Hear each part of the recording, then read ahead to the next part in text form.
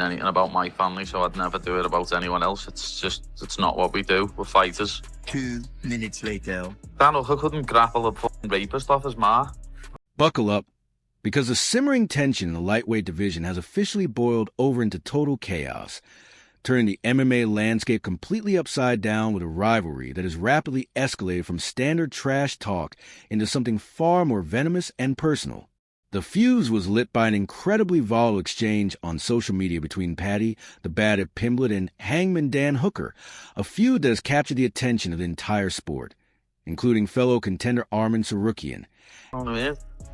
Okay, strong statement. Just going back and forth on Twitter. They're on the same level, they can do that, so. Trash kings. Adding layers of complexity to an already combustible situation. The genesis of this explosive fallout wasn't a simple disagreement about rankings or fighting styles. It began when Paddy Pimblett unleashed a highly controversial joke aimed at Dan Hooker's grappling abilities. What Pimblett likely intended as typical pre-fight psychological warfare immediately backfired, spiraling into a moment that shifted the entire conversation away from athletic competition and squarely onto the appropriateness of his language.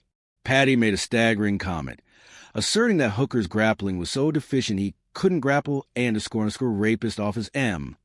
It was a statement that landed with the subtle grace of a sledgehammer, immediately drawing intense backlash for crossing a line of decency that many observers felt should never be approached in sports trash talk.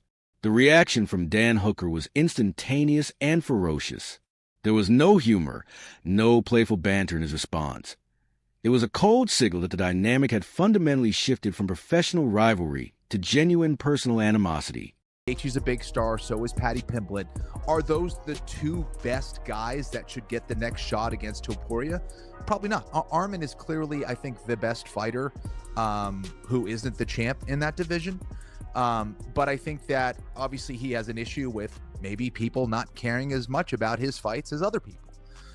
So I think that's the issue. I don't believe it's because of the headbutt. You know, it was like he got injured and didn't fight in the last one. Then the next excuse was the headbutt. You know, I don't buy those as excuses. I think they're trying to make justifications for Paddy Pimblett or Gaethje, you know, because they are bigger names than Arman. They want to give one of those guys the shot. I think that's what that is. And you know, I think Paddy and Gaethje should be competitive. I don't think Arman versus either of those guys would be competitive. I think Hooker made it crystal clear that he took the remark as a deeply personal insult, responding with the ominous declaration, "It's on sight, you fat bass ******. This wasn't internet posturing anymore. Hooker was indicating that any previous semblance of a professional relationship was dead and buried. However, the MMA community was quick to point out a glaring hypocrisy in Pimblett's approach. In the very same media cycle where he launched his offensive tirade against Hooker, Paddy had explicitly taken a high road regarding Ilia Topuria's personal family issues. In that context, Paddy had eloquently articulated a code of conduct among fighters, emphasizing that while attacking skills and professional records is fair game, family matters are sacred ground that should never be violated. He stressed a sentiment that resonates deeply with many in the fight game, that real fighters don't weaponize family trauma against each other. It's simply not what we do. In this title, so we have an interim title shot. But I think we still got a really, really fun, exciting fight. Justin Gaethje is as exciting of a fighter as you're ever going to find. And Paddy Pimblett is, I don't know that he gets enough credit for his kind of all gas, no brakes style. You know, I think at this point, I think Paddy has done a pretty good job of quieting a lot of the critics, myself included. I think after the Jared Gordon fight, I think people believed maybe we'd seen the ceiling for Paddy, and that's about as good as he was going to. Paddy even went as far as to wish Topuria well in resolving his personal situation, creating a jarring contrast between that respectful stance and the vitriol he spewed aimed at Hooker's mother. But the drama was far from over. Feeling utterly betrayed by someone he thought he was on decent terms with, Dan Hooker doubled down, firing back with accusations that Pimblett was a fake, a two-faced individual who acted friendly behind the scenes but turned vicious for public consumption. In his anger, Hooker escalated the situation even further, crossing a deeply sensitive line himself by bringing up Ricky. This was a direct reference to a close friend of Paddy's who had tragically died by suicide in 2022.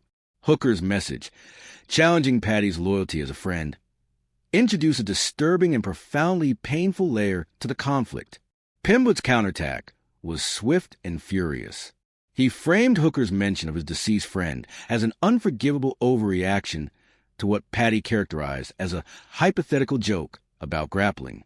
Paddy slammed Hooker for sinking to the lowest of the low by weaponizing a suicide tragedy, solidified that the beef had now entered a realm of intense personal hatred, all while Paddy continued to throw shade at Hooker's actual fighting abilities. While Pimblett and Hooker were busy scorching the earth between them, Arman Tsarukyan entered the conversation with a demeanor of supreme indifference. He casually dismissed the escalating war of words between the two, signaling clearly that he views neither man as an elite-level threat in the division. To Tsarukyan, their intense rivalry is merely background noise created by two fighters he considers to be on the same mid-tier level, neither of whom are serious factors in the championship picture he occupies. Tsarukyan didn't just dismiss the drama. He turned his tactical sights on Paddy Pimblett's perceived weaknesses. Arman openly questioned the legitimacy of the Bad's much-hyped grappling prowess. He pointedly suggested that Pimblett's reputation on the ground is built on facing subpar competition, asserting that Paddy has never truly tested his jiu-jitsu against high-level grapplers. Tsarukyan implied that gym rumors and camera footage reinforced the idea that Paddy's ground game is smoke and mirrors, destined to fail against a truly skilled practitioner.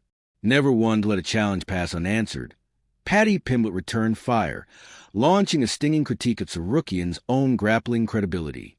Paddy mocked Arman's participation in grappling tournaments outside of MMA, framing them not as sharpening tools, but as unnecessary risks and distractions.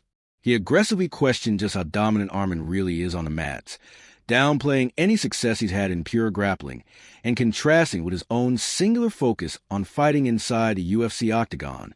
Paddy masterfully used Arman's extracurricular competitions to suggest a lack of seriousness about his MMA career, even darkly wishing that Arman would injure himself during these side quests. The narrative around Tsarukyan shifted again when discussing the backup fighter slot for the massive upcoming bout between Pimblett and Justin Gaethje. While Tsarukyan had previously expressed interest, he clarified his current stance with brutal pragmatism. He flatly refused to put his body through the agonizing, debilitating process of a championship weight cut without a signed contract and a guaranteed payday. Having already endured a grueling cut recently for a fight that didn't materialize, Arman emphasized that he would no longer drain his body on mere speculation. Pimblett seized upon this pragmatic stance as an opportunity to attack Arman's professionalism. Paddy blasted Tsarukyan for his history of weigh-in controversies and last-minute fight withdrawals, arguing that this pattern of behavior permanently disqualifies him from demanding a title shot. In Paddy's view, reliability is just as important as skill, and Arman has proven himself unreliable. This sentiment seemed to be echoed by UFC CEO Dana White, who officially confirmed that Tsarukyan's infamous headbutting incident with Dan Hooker at a previous weigh-in had real-world consequences, significantly hindering his path to a title opportunity by highlighting the UFC's need for professional conduct. Adding another layer to Tsarukyan's recent timeline, he finally revealed the true reason behind his withdrawal from a highly anticipated fight against Islam Makhachev: a severe hernia. Despite facing intense backlash from fans who accused him of ducking the champion, Arman explained the debilitating nature of the injury, illustrating the often unforgiving reality of the fight game, where legitimate medical issues are often met with public skepticism.